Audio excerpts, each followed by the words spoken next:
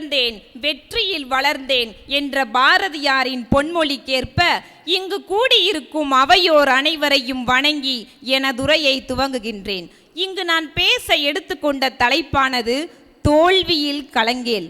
ஆம், எத்தனையோ பேர் பல தோல்விகளில் இருந்து மீண்டு வெற்றி பெற்றிருக்கிறார்கள். உதாரணத்திற்கு 2022 தமிழ்நாடு அரசு பணி தேர்வில் தேர்ச்சி பெற்று காவல்துறை துணை கண்காணிப்பாளரான புதுக்கோட்டை மாவட்ட கிழக்கு செட்டியப்பட்டி கிராமத்தைச் சேர்ந்த பவானியை நமக்கு தெரிந்திருக்க வாய்ப்பில்லை. காரணம், அவரொன்றும் அவ்வளவு பிரபலம் இல்லை, வசதி வாய்ப்பு உள்ள குடும்பம் இல்லை, அப்பாவிற்கு போதிய வருமானம் இல்லை, இருந்தும் விவசாய கூலிக்கு செல்ல வேண்டிய சூழ்நிலை, போதாத குறைக்கு கடன் தொல்லை இருந்தும் பவானியாம் படிப்பதை மட்டும் ஒருபோதும் நிறுத்தவில்லை. சிறப்பு பயிற்சிக்கு செல்வதற்கு போதிய பொருளாதாரம் இல்லை, அரசு பயிற்சியில் போய் கலந்து கொள்வதற்கு அந்த பெண்மணிக்கு போதிய பேருந்து வசதி இல்லை. இல்லை இல்லை இல்லை, இந்த வார்த்தை என் வாழ்வில் எப்போதும் இல்லை என்று நினைத்து விடாமுயற்சியோடு தன் முதல் முயற்சியிலேயே பவானியாம் வெற்றி பெற்றாள் என்றால் அது சாதனைக்குரியது. சகோதரிகளே, நன்றாக கேளுங்கள். உங்களிடம் யாரேனும் நான் தோற்றதற்கு வறுமைதான் காரணம் என்று யாரேனும் உங்களிடம் சொன்னால் அவரை அருகே அழைத்து இருகச் சொல்லுங்கள். வறுமையை விட வெற்றி பெறுவதற்கு மிகச் சிறந்த காரணம் இந்த உலகிலே இல்லை என்று. ஒரு சாதாரண செருப்பு தைக்கும் தொழிலாளியின் மகன்தான் ஆபிரகாம் லிங்கன் என்று சொன்னால் உங்களால் நம்ப முடிகின்றதா? ஆனால் அதுதான் உண்மையும் கூட. நமது ஆபிரகாம் லிங்கன் அவர்கள் இந்தியாவில் உள்ள அமெரிக்காவினுடைய 16வது ஜனாதிபதி ஆகிறார். எப்படி என்றால் சாதாரணமாக அல்ல.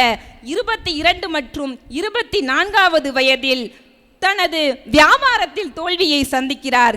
23வது வயதில் தனது சட்ட படிப்பில் தோல்வியை சந்திக்கிறார். 27வது வயதில் நரம்பு மண்டல பிரச்சனையால் பாதிக்கப்படுகிறார் ஆபிரகாம் லிங்கன் அவர்கள். இருந்தும் மீண்டும் 29, 31, 34 மற்றும் 39வது வயதிலும் தேர்தலில் நின்று தோல்வியை சந்திக்கிறார். இடைவிடாத ஆபிரகாம் லிங்கன் அவர்கள் மீண்டும் 47வது வயதில் அதே துணை அதிபர் தேர்தலில் நின்று மீண்டும் தோல்வியை மட்டுமே சந்திக்கிறார்.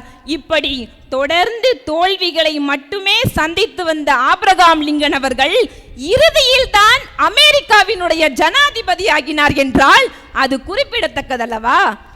ஊதுகுழலை கையில் எடுக்கும் பெண்கள் எழுதுகோலை கையில் எடுக்க வேண்டும் என்று நினைத்த இரும்பு பெண்மணிதான் சாவித்ரிபாய் பூலே. இவர் யார் என்று தெரியுமா? இந்தியாவினுடைய முதல் பெண் ஆசிரியர் ஆவார். இவருக்கு தனது 9வது வயதிலேயே திருமணமாகிவிட்டது. இருந்தும் பெண்களுக்கான முதல் பள்ளியை பூனேவில் 1848 துவக்கி வைத்தார். பெண்களுக்கு மட்டுமின்றி அனைவருக்கும் கல்வி கிடைக்க பாடுபட்டவர் இவர். அன்றைய காலகட்டத்தில் ஒடுக்கப்பட்ட மற்றும் தாழ்த்தப்பட்ட மக்களுக்கும் கைவிடப்பட்ட பெண்களுக்கும் கல்வி கற்பிப்பது என்பது அவ்வளவு எளிதான காரியம் அல்ல. இருந்தும் அவர் தனது கணவரின் உதவியோடு தினமும் ஒவ்வொரு நாளும் சாவித்ரிபாய் பூலே அவர்கள் பள்ளிக்கு செல்லும் வழியில் ஆதிக்க சாதி ஆண்களால் கற்களாலும் சேற்றாலும் மாட்டு சாணத்தாலும் மனிதனின் மலத்தாலும் துன்புறுத்தப்பட்டார் சாவித்ரிபாய் பூலே.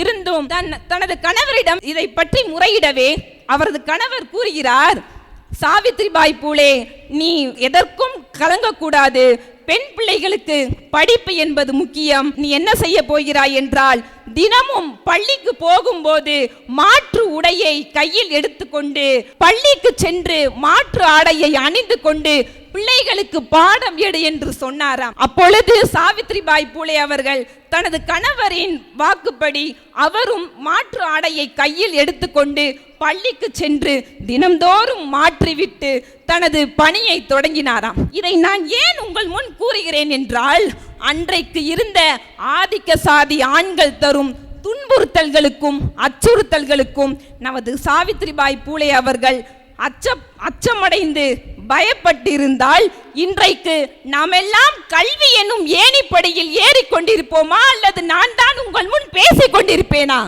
சாவித்ரிபாய் அன்றைக்கு விதைத்த விதைதான் இன்றைக்கு நாமெல்லாம் மரமாக உட்கார்ந்திருக்கின்றோம். எனது தலைப்பானது தோல்வியில் கலங்கேல். ஒருவரை மட்டும் மறந்து விட்டேன். யாரென்றால் நம்முடைய அம்மா. எத்தனையோ தலைவர்களை பற்றி பேசியிருக்கின்றோம். நமது தாய்மார்கள் தான் உண்மையிலேயே நமது இரும்பு பெண்மணி என்று நான் கூறுகிறேன். ஏனென்றால் நம்முடனே படித்து பழகிய நண்பர்கள் இன்றைக்கு எத்தனை பேர் துணிக்கடையிலும் நகைக்கடையிலும் வேலை பார்க்கின்றார்கள். அவர்களுக்கு மத்தியில் இன்றைக்கு நாமெல்லாம் கல்வி எனும் இந்த கல்லூரியில் கல்வி எனும் பட்டப்படிப்பை படிக்கின்றோம் என்றால் அது தாய் எனும் கருவறையால் மட்டும்தான். ஏன் நான் இதை உங்கள் முன் சொல்லுகின்றேன் என்றால், நம்மிடையே நம்மை சுற்றியுள்ள அனைவரும் நம் அம்மாவிடம் சொல்லி இருப்பார்கள், பொம்பளை பிள்ளை தானே, படிச்சு என்ன செய்ய போகுது, நீ ஏன் கஷ்டப்படுற, எதுக்கு அந்த பிள்ளையை போட்டு படிக்கிறதுக்கு அனுப்புற, ஏதாவது வேலைக்கு அனுப்புனா 10,000 20,000 சம்பாரிச்சாவது கொடுக்கும் அப்படின்னு சொல்லும் உறவுகள் மத்தியில் இன்றைக்கு வறுமையை ஒரு தோல்வியாக எண்ணாமல் நம்மளுடைய தாய் தகப்பன் இன்றைக்கு நாமெல்லாம் படிக்கிறதற்கு அனுப்பி இருக்கார் என்றால் நம் அம்மாதான் இன்றைக்குள்ள இரும்பு பெண்மணி என்று நான் உங்கள் முன் சொல்லுவேன். ஔவையின் அறநெறிப்படி, வள்ளுவனின் குரலின்படி, வள்ளலாரின் வார்த்தையின்படி, பாரதியாரின் புரட்சிப்படி, பாவேந்தரின் எழுச்சிப்படி, நெப்போலியனின் வீரம்படி, அண்ணாவின் ஆற்றல் படி, கர்ம வீரர் காமராஜரின் கர்மம் படி, காந்தியின் சத்தியம் படி, அப்துல் கலாமின் ஆற்றல் படி, அப்துல் கலாமினுடைய ஆசைப்படி, இந்த 10 படியும் ஒரு மனிதனுடைய வாழ்க்கையில் அதுபடியாக இருந்தால் அந்த மனிதனுடைய வெற்றிக்கு அவன் நினைத்ததை அடைய முடியும் என்று கூறி இந்த நல்லதோர் வாய்ப்பிற்கு நன்றி கூறி விடைபெறுகின்றேன். நன்றி, வணக்கம்.